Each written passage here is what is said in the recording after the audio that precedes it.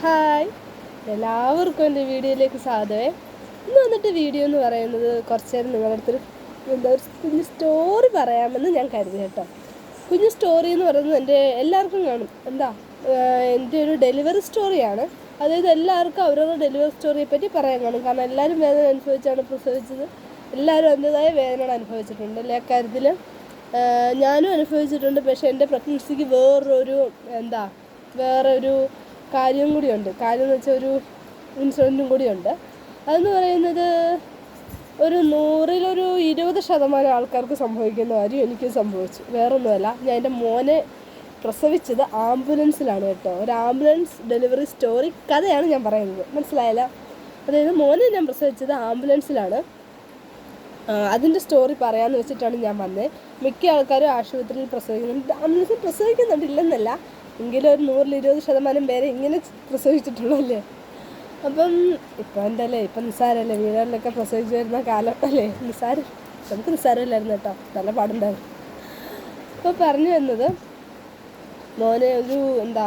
മോനെ ഞാൻ വയറ്റിലായ കാലം എന്ന് പറയുന്നത് അതും പ്രതീക്ഷിക്കാതെയായിരുന്നു. ഞാൻ അത് ഇതിട്ടിട്ടുണ്ടായിരുന്നേ, കോപ്പർട്ടി ഇട്ടിട്ടുണ്ടായിരുന്നു. അതിട്ടിട്ട് ഞാൻ പ്രഗ്നൻ്റ് ആയതാണ് അവനെ. അതായത് മോടെ ഡെലിവറി കഴിഞ്ഞിട്ട് 8 മാസം ആയപ്പോഴാണ് അവൻ എൻ്റെ വയറ്റിലായത്.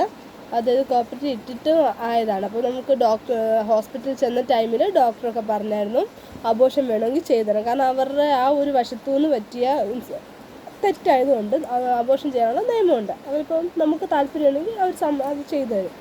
അപ്പോൾ എൻ്റെ അടുത്ത് എന്നെ നോക്കിയത് പ്രിയ എന്ന് പറയുന്ന പേരുള്ളൊരു ഡോക്ടറായിരുന്നു കേട്ടോ. ആദ്യത്തെ ടൈമിൽ നോക്കിയതേ. അപ്പം ഡോക്ടറിനെ ചെന്ന് കണ്ടപ്പോൾ ഡോക്ടർ പറഞ്ഞു അബോർഷൻ വേണേൽ ചെയ്തു തരാം, നിങ്ങളൊന്ന് തീരുമാനം എടുത്തിട്ട് പറഞ്ഞാൽ മതി എന്ന് പറഞ്ഞു. അങ്ങനെ ഞാൻ വെളിയിലിറങ്ങി ഏട്ടനോട് അമ്മയോടും ഒക്കെ പറഞ്ഞു, ഇതേപോലെയാണ് ഡോക്ടർ വേണേൽ അബോർഷൻ ചെയ്തു തരാമെന്ന് പറഞ്ഞു എന്നൊക്കെ പറഞ്ഞു. അപ്പം മോടെ മുഖം കണ്ടപ്പോൾ അതേപോലെ ഒരു കുഞ്ഞു ജീവനല്ലേ എൻ്റെ വയറ്റിൽ കിടക്കുന്നത്. ഞങ്ങളുടെ കുഞ്ഞല്ലേ. നമുക്ക് തോന്നിയില്ല, കളയാൻ തോന്നിയില്ല. രണ്ടുപേരുടെ ഒരുമിച്ച് അങ്ങ് വളരുമല്ലോ എന്നുള്ള ഇതിൽ ഞങ്ങൾ ഓക്കെ പറഞ്ഞു. ഇത് ഡെലിവറിക്ക് ഓക്കെ പറഞ്ഞു. കുഞ്ഞിനെ അബോർഷൻ ചെയ്ത് കളയണ്ട എന്നുള്ള തീരുമാനം എടുത്തു. ഇപ്പം ഡോക്ടറിനും ഭയങ്കര സന്തോഷമായിരുന്നു കേട്ടോ. ഡോക്ടറിനെ വലിയ കാര്യമായിരുന്നു കേട്ടോ. കാരണം എൻ്റെ കൂടെ ഒരു കുട്ടിയും കൂടി ഉണ്ടായിരുന്നു ഇതേപോലെ. അപ്പം എൻ്റെ കൂടെ ഒരു കുട്ടിയും കൂടി ഉണ്ടായിരുന്നു കേട്ടോ. അപ്പോൾ ആ കുട്ടിക്ക് അബോർഷൻ ചെയ്താൽ മതി എന്ന് പറഞ്ഞു കേട്ടോ. അപ്പം അവർ അബോർഷൻ പറഞ്ഞ് ഞാൻ നോ പറഞ്ഞുകൊണ്ടായിരിക്കാം ഡോക്ടറിന് ഭയങ്കര സന്തോഷമായിരുന്നു. എൻ്റെ അടുത്ത് ഭയങ്കര ഒരു കെയറിങ് ആയിരുന്നേ. പിന്നെയെന്ന് ഫുൾ ടൈം എനിക്ക് ഛർദിലായിരുന്നു. എന്നെ പ്രഗ്നൻ്റ് ആയിരുന്ന സമയത്ത് ഛർദിലായിരുന്നു. അതേപോലെ എൻ്റെ ഡെലിവറി ടൈമിൽ ഞാൻ ഒത്തിരി നീട്ടാൻ നോക്കുന്നില്ല കേട്ടോ. ഒരു 7-8 മിനിറ്റ് അല്ല, കൂടിപ്പോയ ഒരു 10 മിനിറ്റിനുള്ളിൽ ഞാൻ നിർത്താം കേട്ടോ എൻ്റെ വീഡിയോ.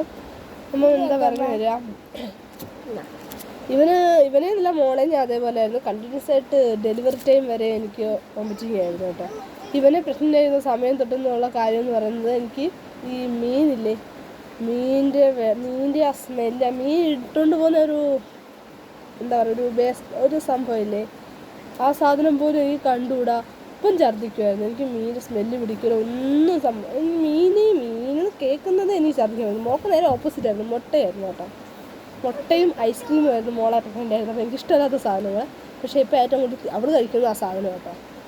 മോനെ എനിക്ക് പ്രഗ്നൻ്റ് ആയിരുന്ന സമയത്ത് എനിക്ക് ഇഷ്ടമില്ലാത്തൊരു കാര്യം മീനായിരുന്നു. മീനിൻ്റെ ഒന്നിൻ്റെ സ്മെൽ, പച്ചമീൻ്റെ ആയാലും മീൻ കറി തിളക്കുന്ന മീൻ പൊരിക്കുന്ന സ്മെൽ ഒന്നും എനിക്ക് പിടിക്കത്തില്ലായിരുന്നു. ഭയങ്കര വോമിറ്റിംഗ് ആയിരുന്നു. പിന്നെയെന്ന് പറയുന്നത് അവൻ്റെ ആ ഒരു പ്രഗ്നൻസി ടൈം എന്ന് പറയുന്നത് എനിക്ക് ഒരിക്കലും മറക്കാൻ പറ്റാത്തൊരു കാര്യമാണ്. എൻ്റെ ജീവിതത്തിൽ ഒരിക്കലും മറക്കാൻ പറ്റാത്തൊരു കാര്യമായിരുന്നത്. എന്താണെന്ന് വെച്ചാൽ, അവന് ഇതുപോലെ എനിക്ക് ഒരു 8 മാസമൊക്കെ ആയപ്പോൾ എനിക്ക് പെയിൻ വന്നു കേട്ടോ. 8 മാസമൊക്കെ ആയി. ഈ 9-ാം മാസം സ്റ്റാർട്ട് ചെയ്യുന്നതിന് തൊട്ട് മുമ്പ് എനിക്ക് രാത്രി പെയിൻ വന്നു. എന്ന് പറഞ്ഞാൽ നല്ല പെയിനായിരുന്നു. എൻ്റെ മോളുടെ ഡെലിവറി ടൈമിൽ എനിക്ക് എങ്ങനെയായിരുന്നു പെയിൻ, അതേപോലെയുള്ള പെയിനായിരുന്നു. അപ്പോൾ ആദ്യമൊക്കെ ഞാൻ കുറേയൊക്കെ സഹിച്ചു. പറ്റാത്ത അവസ്ഥയായപ്പോൾ ഞാൻ ഹസ്ബൻഡിനോടൊക്കെ പറഞ്ഞ് എന്നെ ആശുപത്രിയിൽ കൊണ്ടുപോയി. അപ്പം ഞാൻ ആദ്യം വിതുരയിലായിരുന്നു കാണിച്ചുകൊണ്ടിരുന്നത്. പിന്നീട് ഡോക്ടർ അവിടെ നിന്ന് മാറിയപ്പോൾ ഞാൻ നെടുമങ്ങാട് കാണിക്കണം. നെടുമങ്ങാട് ഒരു പാർവതി എന്ന് പറയുന്ന ഡോക്ടറായിരുന്നു കേട്ടോ, ഗൈനക്ക്. അതൊരു പാവം ഡോക്ടറായിരുന്നു കേട്ടോ. എനിക്ക് കിട്ടിയ ഡോക്ടർമാരെല്ലാം വഞ്ച പാവങ്ങളായിരുന്നു. അങ്ങനെ വിവരമുണ്ടായിരുന്നു എനിക്ക്.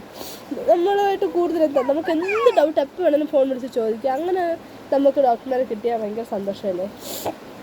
അപ്പം ഞാൻ എന്ത് ചെയ്തു, എന്നെ അവിടെ കൊണ്ടുപോയി ഒരു ഡേ ഫുള്ള്, ഒരു നൈറ്റും ഒരു ഡേ ഒരു ഹാഫ് ഡേ ഞാൻ ലേബർ റൂമിൽ തന്നെ ഉണ്ടായിരുന്നു. നല്ല പെയിൻ എന്ന് പറഞ്ഞാൽ എനിക്ക് അമ്മയ്ക്ക്, എൻ്റെ കൂടെ നിന്ന് ഹസ്ബൻഡിൻ്റെ അമ്മയാണ്, അമ്മയ്ക്ക് അറിയാം നല്ലോണം പേരുണ്ട്. ഡെലിവറി നടക്കും, ഡോക്ടർ വന്ന് ചെക്ക് ചെയ്ത് ഡെലിവറി നടക്കുമെന്ന് ഉറപ്പ് പറഞ്ഞു. അപ്പം എന്നിട്ട് അവരെന്നെ SITക്ക് വിട്ടു. അതായത് മോളെ SITയിലായിരുന്നു ഡെലിവറി. അതുമല്ല കുഞ്ഞിൻ്റെ വളർച്ചയുടെ പ്രശ്നം വെച്ചിട്ട് മാസം തികയാതെ ഡെലിവറി ആവുന്നത് കൊണ്ടും എന്നെ അവർ അപ്പോൾ തന്നെ ഷിഫ്റ്റ് ചെയ്ത് SITയിലോട്ട് ഷിഫ്റ്റ് ചെയ്തു.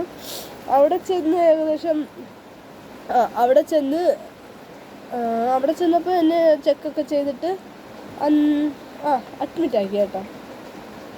അഡ്മിറ്റാക്കി ഏകദേശം ഒരാഴ്ചയോളം ഞാൻ കിടന്നെങ്കിലും എനിക്ക് നമ്മുടെ നെഞ്ചിൽ ഇങ്ങനെ പാല് വന്നുകൊണ്ടിരിക്കില്ല ഡെലിവറി ടൈമിൽ, അതേപോലെയൊക്കെ പാല് വരുന്നുണ്ടായിരുന്നു. ഡോക്ടർമാർ ഉറപ്പിച്ച് പറഞ്ഞു ഇന്ന് എന്തായാലും ഡെലിവറി നടക്കും. അതായത് എനിക്ക് ഇനിമയൊക്കെ വെച്ച് അതിൻ്റേതായുള്ള എല്ലാ കാര്യങ്ങളും ചെയ്തു. ഡെലിവറി ഉറപ്പ് പറഞ്ഞു. നല്ല പെയിൻ, കുഞ്ഞിൻ്റെ നല്ല പെയിൻ ആയപ്പോൾ ഡോക്ടർ ടച്ച് ചെയ്തപ്പോൾ കുഞ്ഞിൻ്റെ തല വരെ തൊട്ടു എന്ന് പറഞ്ഞു കേട്ടോ. എന്തായാലും ഉറപ്പായിട്ടും ഡെലിവറി നടക്കുമെന്ന ഒരു സാഹചര്യത്തിൽ വന്നിട്ട് നല്ല വേദന ഞാൻ അനുഭവിച്ചു കേട്ടോ. നല്ല ഡെലിവറി പെയിൻ അനുഭവിച്ചെന്ന് നല്ലോണം ഞാൻ വേദന തിന്നു. എന്നിട്ട് ഏകദേശം ഒരു കുറേ നേരം ആ വേദനയൊക്കെ ഇങ്ങനെ നിന്നിട്ട് എന്താ പറയുക, വേദന അങ്ങ് കുറഞ്ഞു വന്നു കേട്ടോ. എനിക്ക് ആ വേദന അങ്ങ് കുറഞ്ഞു വന്ന് പെയിൻ അങ്ങ് ഇല്ലാണ്ടായി കേട്ടോ. പെയിൻ അങ്ങ് മാറി എന്നെ പിന്നെയും തിരിച്ച് വാർഡിലേക്കാക്കി. നല്ല പെയിനൊക്കെ വന്ന് ഡെലിവറി നടക്കുന്നുണ്ടും അന്ന് ഡെലിവറി നടന്നില്ല കേട്ടോ. തിന്നേണ്ട വേദന ഒരു ഡെലിവറി ടൈമിൽ ഞാൻ അനുഭവിക്കേണ്ട വേദന ഫുള്ള് ഞാൻ ആ ടൈമിൽ അനുഭവിച്ചു കേട്ടോ. എന്നിട്ട് ഞാൻ ഡെലിവറി ആയില്ല. അങ്ങനെ തന്നെ വാർഡിൽ വിട്ട് ഒരാഴ്ചയോളം ഞങ്ങൾ ഹോസ്പിറ്റലിൽ തന്നെ ഉണ്ടായിരുന്നു. ആ ടൈമിലാണ് കോവിഡ് ഭയങ്കരമായിട്ട് ഇങ്ങനെ കൂടി നിൽക്കുന്ന ടൈമായിരുന്നേ. അന്ന് കോവിഡിനെ ചെക്ക് ചെയ്തപ്പോൾ എനിക്ക് കോവിഡ് നെഗറ്റീവായിരുന്നു കേട്ടോ, ആശുപത്രി അഡ്മിറ്റ് ആയില്ലെന്ന്. എന്നിട്ട് എന്ത് സംഭവിച്ചെന്ന് വെച്ചാൽ ഞങ്ങൾ അന്ന് ഡിസ്ചാർജ് തന്നിരുന്നെങ്കിൽ ഞങ്ങൾ വീട്ടിൽ പോകുന്നതിനും കോവിഡ് ആവില്ലായിരുന്നു കേട്ടോ. പക്ഷേ അന്നൊരു ദിവസം എനിക്ക് ഒരബദ്ധം പറ്റുന്ന വെച്ചാൽ, അബദ്ധമല്ല, ഒരു ദിവസം ഉച്ചയ്ക്ക് ഫുഡ് കഴിച്ചതിന് ശേഷം കുഞ്ഞനങ്ങുന്നേയില്ലെന്ന് വെച്ചാൽ കുഞ്ഞനങ്ങുന്നേയില്ല. വെള്ളം കുടിച്ചിട്ടും നടന്നിട്ടും കുളിച്ചിട്ട് നോക്കിയിട്ടും ഒന്നും കുഞ്ഞനങ്ങുന്നില്ല. കുഞ്ഞനങ്ങാതെ വന്നപ്പോൾ പിന്നെ അമ്മയ്ക്ക് പേടിയായി. അമ്മ എന്ത് ചെയ്ത് ചെന്ന് സിസ്റ്ററിനോട് പറയും. എന്നെ നേരെ ലേബർ റൂമിലേക്ക് തട്ടി. ലേബർ റൂമിൽ ചെന്ന് അവിടെ ചെന്ന് സ്കാൻ ചെയ്തപ്പോൾ ഡോക്ടർ പറഞ്ഞു കുഞ്ഞിടന്ന് ഉറങ്ങുകയാണ്, അതുകൊണ്ടാണ് അവൻ അനങ്ങാത്തതെന്ന്.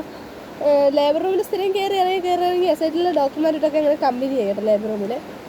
അപ്പോൾ അവർ പറഞ്ഞു കുഞ്ഞ് അനങ്ങാത്ത വേറെ ഒന്നുമില്ല, കുഞ്ഞ് ഉറങ്ങുന്നുണ്ട്, വേറെ പ്രോബ്ലം ഒന്നുമില്ല എന്ന് പറഞ്ഞിട്ട് എന്നിട്ട് എന്നെ അന്ന് നൈറ്റ് അവർ ലേബർ റൂമിൽ കിടത്തി കേട്ടോ. എന്നിട്ട് കുഞ്ഞിൻ്റെ കുഞ്ഞ് എന്താണ് അനങ്ങുമ്പോഴും ഒരു പേപ്പറും പേനയും തന്നിട്ട് അതൊന്ന് നോട്ട് ചെയ്ത് വെക്കാൻ പറഞ്ഞു. അങ്ങനെ അത് ചെയ്തു കേട്ടോ. എന്നിട്ട് പിറ്റേ ദിവസം കുഞ്ഞ് കുഴപ്പമൊന്നും ഇല്ലാത്തതുകൊണ്ട് എന്നെ വാർഡിലാക്കി. അതിൻ്റെ പിറ്റേ ദിവസമാണ് എന്നെ ഡിസ്ചാർജ് ആക്കി. ആ ഒരു ദിവസത്തിനിടയിൽ സംഭവിച്ചതെന്ന് വെച്ചാൽ ഒരു കോവിഡ് പോസിറ്റീവ് ആ വാർഡിൽ വന്നിരുന്നു.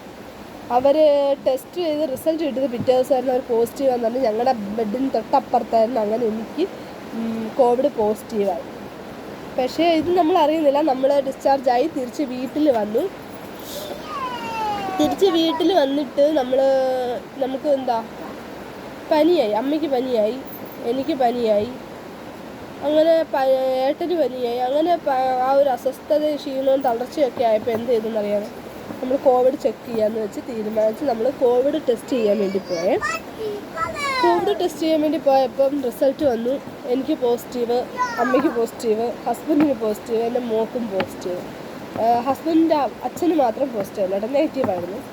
അങ്ങനെ ഞങ്ങൾ ക്വാറന്റൈനിൽ കയറി അതായത് ഞങ്ങൾ മെയ് 24-ാം തീയതിയാണ് പോസിറ്റീവ് ആയതെങ്കിൽ മെയ് 27-ാം തീയതി എനിക്ക് അന്ന് രാവിലെ ഭയങ്കര ക്ഷീണവും തളർച്ചയൊക്കെ ആയിരുന്നു കേട്ടോ. അപ്പോൾ നമ്മൾ ഈ കോവിഡിൻ്റെ വയ്യാഴികയാണെന്നൊക്കെ വിചാരിച്ചു. അതിൻ്റെ ഇടയിൽ ഞാൻ എൻ്റെ ഡോക്ടറിനെ വിളിച്ചിട്ട് മരുന്നൊക്കെ വാങ്ങിച്ചിട്ട് എനിക്ക് വയ്യാത്ത ജലദോഷത്തിന് പനിയുടെയൊക്കെ മരുന്ന് ഡോക്ടർ എനിക്ക് വാട്സാപ്പിൽ ഇട്ട് തന്നു.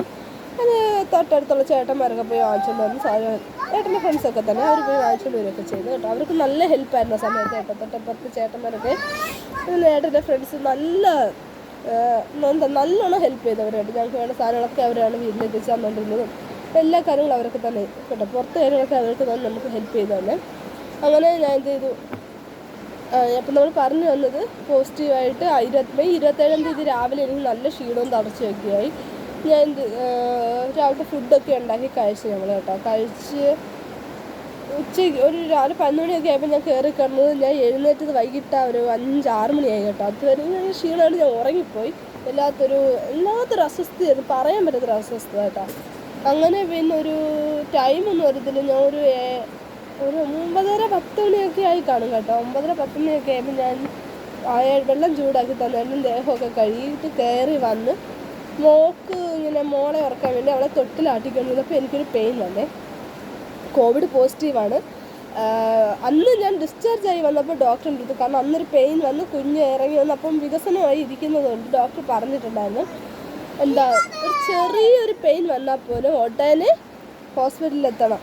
ചെറിയൊരു പെയിൻ്റെ ഒരു ഇത് വന്നാൽ പോലും എന്തെങ്കിലും അസുഖം ഉണ്ടെങ്കിൽ പോലും ഹോസ്പിറ്റലിൽ എത്തണമെന്ന് എൻ്റെ അടുത്ത് ഡോക്ടർ പറഞ്ഞു. പക്ഷേ ഇത്രയും പെട്ടെന്ന് എനിക്ക് വേദന വരുമെന്ന് ഞാൻ വിചാരിച്ചില്ല കേട്ടോ.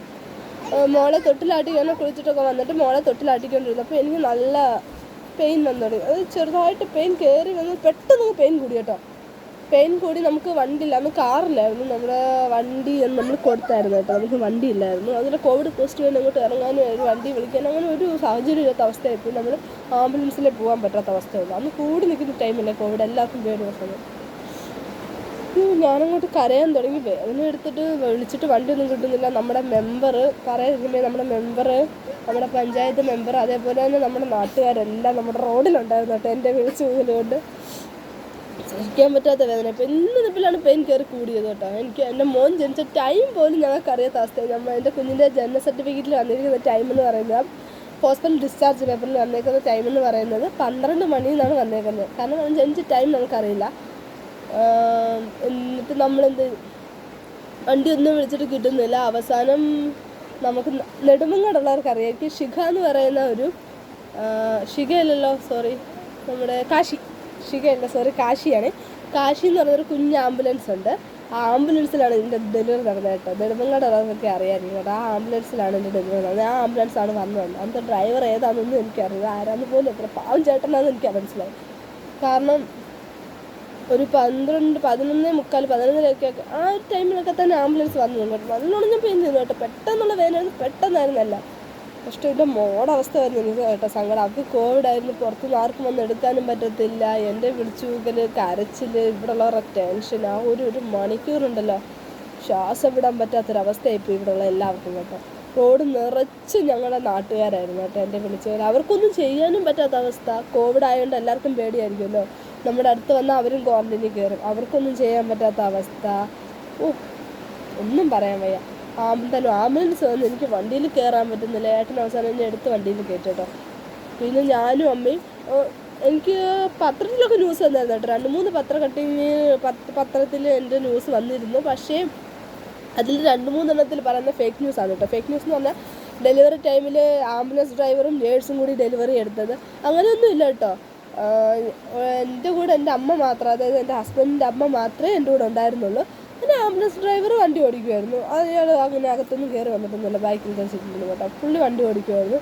പക്ഷേ ഞങ്ങൾ വണ്ടിയിൽ കയറി പോകുന്ന വഴിക്ക് എൻ്റെ അതായത് ഹസ്ബൻഡിൻ്റെ അനിയത്തിയുടെ ഭർത്താവിനെ ഇതുപോലെ കോൺടാക്ട് ചെയ്തിട്ടുണ്ടായിരുന്നു. പുള്ളി അങ്ങനെ ഞങ്ങളുടെ ആംബുലൻസിന് തൊട്ട് മുമ്പിൽ വന്നിട്ടുണ്ടായിരുന്നു കേട്ടോ. പുള്ളി ചുള്ളിമാരിലാണ് താമസം. അപ്പം ഞങ്ങളുടെ ആംബുലൻസ് ചുള്ളിമാർ എത്തിയപ്പോഴേക്കും പുള്ളി ഞങ്ങളുടെ വണ്ടിയുടെ ഫ്രണ്ടിൽ കയറിയിട്ടുണ്ടായിരുന്നു. വണ്ടിയുടെ ഫ്രണ്ടിൽ, ആംബുലൻസിൻ്റെ ഫ്രണ്ടിൽ ആക്റ്റീവിൽ പോയിട്ടുണ്ടായിരുന്നു കേട്ടോ. അങ്ങനെ ഞാനും അമ്മയും മാത്രമേ ഉള്ളായിരുന്നു. അപ്പോൾ എൻ്റെ ഈ കരച്ചിലും ഒച്ചയും മേളം കൊണ്ടായിരിക്കും ഡെലിവറി ഭയങ്കര പെയിൻ അല്ലായിരുന്നു. നമ്മുടെ കരച്ചിലിൻ്റെ മേളം കൊണ്ടായിരിക്കും ആംബുലൻസ്. അതിൻ്റെ ഇടയിൽ നെടുമങ്ങാട് ഹോസ്പിറ്റലിൽ വിളിച്ച് തിരക്കായിരുന്നു കേട്ടോ. അവിടെ എടുക്കുമോ, അവിടെ കയറിക്കോട്ടെ, ഡെലിവറി ടൈം ആയിരിക്കും, നല്ല നല്ല പെയിൻ ഉണ്ടെന്ന് പറഞ്ഞപ്പോൾ അവർ പറഞ്ഞതെന്ന് പറഞ്ഞാൽ കോവിഡ് പോസിറ്റീവായിട്ട് ഇവിടെ എടുക്കാൻ പറ്റില്ല എന്നാണ് പറഞ്ഞത്. അങ്ങനെ പിന്നെ നമ്മൾ SITയിൽ പോയി. SIT പോകുന്ന വഴി പെരുമ്പാവൂർ എത്തിയപ്പം ആംബുലൻസ് വെച്ച് ഞാൻ ഡെലിവറി ആയി കേട്ടോ. കുഞ്ഞിനെ പ്രസവിച്ചു. എന്ത് കുഞ്ഞാണെന്ന് പറയത്തില്ല, അമ്മ ഇപ്പോഴും പറയും. കാരണം കുഞ്ഞിനെ പ്രസവിച്ചപ്പം മൂക്ക് ഇങ്ങനെ പമ്മിയാണ് സീറ്റിൽ കിടന്നത്. കുഞ്ഞ് തന്നെത്താനാണ് തല പിടിച്ച് തിരിച്ച് വെച്ചത് നമ്മൾ പറയും. അമ്മയ്ക്ക് കുഞ്ഞിനെ തൊടാൻ പേടി, കുഞ്ഞിന് കോവിഡ് വരുമെന്ന് വെച്ച്. അങ്ങനെ കുഞ്ഞിൻ്റെ തലേന്ന് പറഞ്ഞ് ഇങ്ങനെ പ്രസ് ചെയ്ത് കിടക്കുന്നത്. അവൻ തന്നെത്താനെ തല തിരിച്ച് വെച്ചെന്നാണ് അമ്മ പറയുന്നത് കേട്ടോ. അമ്മ കണ്ടെന്നുള്ള ഉറപ്പാണ്, അമ്മ കണ്ടായിരുന്നല്ലേ പറഞ്ഞത്. പക്ഷേ എന്നിട്ട് ഞാൻ ചോദിച്ചു, ആദ്യം ഒരു പെയിൻ വന്നു. എനിക്ക് ആദ്യം പെയിൻ വന്ന് കുഞ്ഞിൻ്റെ തല പുറത്ത് വന്നെന്ന് തോന്നിയ ടൈമിൽ കുഞ്ഞ് കരഞ്ഞില്ലെന്ന് വെച്ചാൽ കുഞ്ഞിൻ്റെ തലയുടെ ബാക്ക് ഭാഗം ഏകദേശം ഇത്രയും ഭാഗമേ പുറത്ത് വന്നുള്ളായിരുന്നു. അപ്പം ഞാൻ അമ്മയോട് ചോദിച്ചു, അമ്മ കുഞ്ഞ് കരഞ്ഞില്ല, എൻ്റെ കുഞ്ഞ് പോയ അമ്മ എന്ന് വെച്ചാൽ ഞാൻ കരഞ്ഞു ഒരു 5 മിനിറ്റ്. അപ്പം അമ്മ കുഞ്ഞ് വന്നില്ല മക്കളെ, കുഞ്ഞ് വന്നില്ല മക്കളെ അമ്മ പറയുന്നുണ്ട്. പക്ഷേ എനിക്ക് വിശ്വാസം വരുന്നില്ല, കാരണം കുഞ്ഞ് കരഞ്ഞില്ല, എനിക്ക് പെയിൻ മാറി, കുഞ്ഞിൻ്റെ തല ഇത്ര ഭാഗം പുറത്ത് വന്നുള്ളായിരുന്നു. അതെനിക്കറിയത്തില്ലല്ലോ. പിന്നെ കുറേ കഴിഞ്ഞപ്പോൾ ഒരു വെയിൻ കൂടി വന്ന് കുഞ്ഞ് പുറത്ത് വന്ന് കുഞ്ഞ് ചെറുതായിട്ടൊന്ന് കരഞ്ഞു. അപ്പോൾ എനിക്ക് ആശ്വാസമായി കേട്ടോ. അങ്ങനെ പേരൂർക്കട എത്തിയപ്പോൾ ഞാൻ ഡെലിവറി ആയി. പക്ഷെ നമുക്ക് പേരൂർക്കട ഡെലിവറി ആയതെന്നൊന്നും നമുക്കറിയില്ല. ഇത് അളിയനാണ് പറഞ്ഞത് കേട്ടോ. അളിയെന്ന് വെച്ചാൽ നാത്തൂൻ്റെ ഹസ്ബൻഡാണ് പറഞ്ഞത്. പേരൂർക്കട വരെ എൻ്റെ കരച്ചിൽ കേട്ട് അത് കഴിഞ്ഞിട്ട് കരച്ചിൽ കേട്ടില്ല എന്ന് പറഞ്ഞു. അതുപോലെ അമ്മറായിരുന്നു ഞാൻ ആംബുലൻസിൽ കിടന്നു കേട്ടോ. ഡെലിവറി കഴിഞ്ഞ് കഴിയുമ്പോൾ അമ്മ എന്നെ കണ്ടപ്പോൾ പറഞ്ഞൊരു കാര്യം പറഞ്ഞാൽ, നീ അപ്പോൾ ഇതേപോലെ തന്നെയായിരുന്നല്ലേ ഫസ്റ്റത്തെ ഡെലിവറി, അങ്ങനെ ലേബർ റൂമിൽ ഇതുപോലെ കിടന്ന് വിളിച്ചു പോയോ എന്ന് ചോദിച്ചു ആദ്യം. പക്ഷെ മോടെ വേദന എന്ന് പറയുന്നത് നമുക്ക് സഹിക്കാതെ വേദന ഉള്ളായിരുന്നു തോന്നുന്നു. മോൻ്റെ അങ്ങനെ അല്ലായിരുന്നു കേട്ടോ, സഹിക്കാൻ പറ്റാത്ത ടക്കെന്നായിരുന്നല്ല. പക്ഷേ മോനെ പ്രസവിച്ച് അങ്ങനെ നമ്മൾ ആ ഒരു ടൈം എൻ്റെ അടുത്ത് കുറേ പേര് ചോദിച്ചിട്ടുണ്ട് കേട്ടോ. എൻ്റെ കുഞ്ഞിൻ്റെ ബർത്ത്ഡേക്ക് ഞാൻ ഇതുപോലെ പത്രക്കട്ടിങ്ങേ നമ്മൾ സ്റ്റാറ്റസായിട്ട് ഇട്ടിട്ടുണ്ടായിരുന്നേ. അങ്ങനെ അപ്പോൾ എനിക്ക് യൂട്യൂബൊന്നും ഇല്ലായിരുന്നു കേട്ടോ, യൂട്യൂബ് ചാനലൊന്നുമില്ലായിരുന്നു. നമ്മളിങ്ങനെ പത്രക്കട്ടിങ് സ്റ്റാറ്റസായിട്ട് ഇട്ട ടൈമിൽ എൻ്റെ അടുത്ത് ചോദിച്ചിട്ടുണ്ടായിരുന്നു ചിലരൊക്കെ, നീ ആ സമയം ആ ഒരു ടൈം നീ എങ്ങനെ മറികടന്ന്, നീ ആ ടൈം എങ്ങനെ നീ എന്താ പറയുക, ആ ടൈമിൽ നീ എന്ത് ചെയ്തു, നീ എങ്ങനെ അതിനെ ഒന്ന് അപ്പോൾ എന്താ അതിൽ നിന്ന് എങ്ങനെ ഒന്ന് ഇതായിന്ന് എൻ്റെ അടുത്ത് കുറേ ആൾക്കാർ ചോദിച്ചിട്ടുണ്ട് കേട്ടോ. പക്ഷെ ആ ടൈം നമുക്കൊന്നും അറിയത്തില്ല.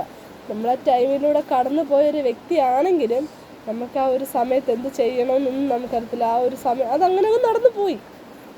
അനുഭവിക്കുന്ന കാര്യമല്ല നമ്മൾ അനുഭവിച്ച് അങ്ങനെ അതങ്ങ് നടന്നു പോയി. അതെനിക്ക് പറയാനുള്ളൂ. അങ്ങനത്തെ കാര്യം നമ്മൾ ആശുപത്രിയിൽ ചെന്ന ടൈമിൽ ആ സിസ്റ്റർമാരൊക്കെ വെപ്രാളം. കുഞ്ഞിനെ അവർ ആദ്യം സേഫ് ആക്കുകയായിരുന്നു ചെയ്തത് കേട്ടോ. കുഞ്ഞിന് എന്തെങ്കിലും പ്രശ്നമുണ്ടോ, കുഞ്ഞിനെ ആദ്യം അവർ സേഫാക്കി. ചെന്നത് ആ പാവം ആംബുലൻസ് ഡ്രൈവർ ചേട്ടൻ വണ്ടി തന്നിട്ട് ഡെലിവറി ആയെന്ന് പറഞ്ഞാൽ അങ്ങനെ ആ പുള്ളിയോട് ഒരു പരവേഷം ഉണ്ടല്ലോ. പിന്നെ സിസ്റ്റർമാരൊക്കെ വന്ന് കുഞ്ഞിനെ ഒരിടത്തിട്ടുണ്ട്, എന്നെ വേറൊരിടത്തിട്ടുണ്ട്. കോവിഡ് പോസിറ്റീവ് ആയതുകൊണ്ട് നമ്മൾ ആ ലേബർ റൂമിലോട്ടാണ് കേട്ടോ കൊണ്ടുപോയ സൈറ്റിൽ. ആ സമയത്ത് കോവിഡ് പോസിറ്റീവ് ലേബർ റൂമിലാണ് കൊണ്ടുപോയത്.